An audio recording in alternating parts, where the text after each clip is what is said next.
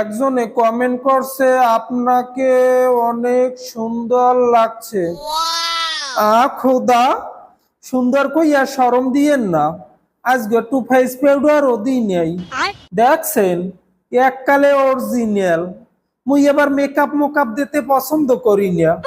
দেওয়ার মধ্যে দিই একটু সাবান, স্যান্ডালিনা স্যান্ডাল সোপ, রূপচর্চার আভিজাত্য।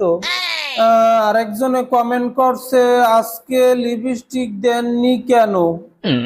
এ কথা আর কইয়েন না, লিপস্টিক দিতে চাইলাম, দেওয়া ধরছি পরই মাথাগ্য ভাঙ্গে গেছে। আরেকজনে কমেন্ট করছে আপনার বাসা কোথায়?